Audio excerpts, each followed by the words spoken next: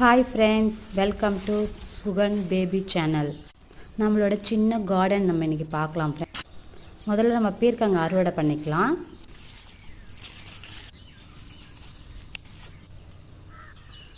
அப்புறம் பீர்க்கங்காய் நிறைய பிஞ்சு எடுத்துருக்கு, அதெல்லாம் பார்த்துக்கலாம். தக்காளி செடியிலையும் நிறைய தக்காளி வச்சுருக்கு.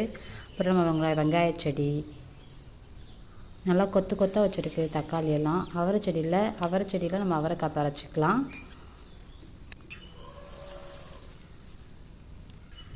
பறித்து எடுத்துக்கலாம் ஃப்ரெண்ட்ஸ்.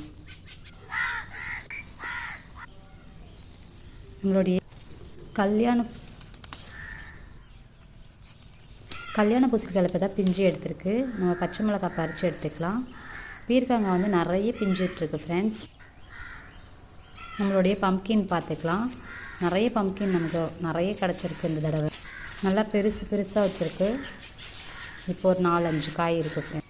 அது இன்னும் கொஞ்சம் நல்லா பழுக்கட்டும், அப்புறமா நம்ம பறிச்சிக்கலாம்.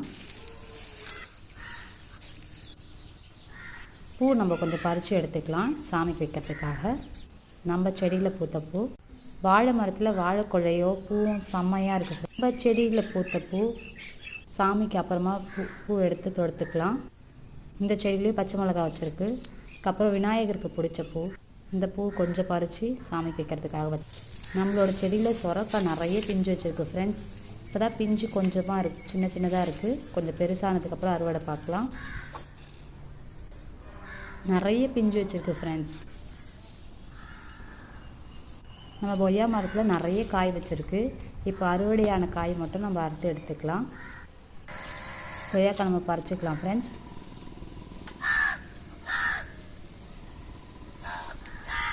நல்லா ஹைட்டாக வச்சுருக்கு மரத்தில் கொய்யாக்காயெல்லாம். பறித்து எடுத்துக்கலாம். சேனலை சப்ஸ்கிரைப் பண்ணுங்கள், சப்போர்ட் பண்ணுங்கள் ஃப்ரெண்ட்ஸ்.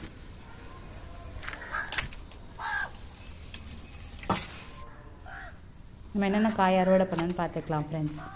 இன்றைக்கி நம்மளுடைய சின்ன கார்டனில் இவ்வளோ காய் நம்ம அறுவடை பண்ணியிருக்கோம் ஃப்ரெண்ட்ஸ்.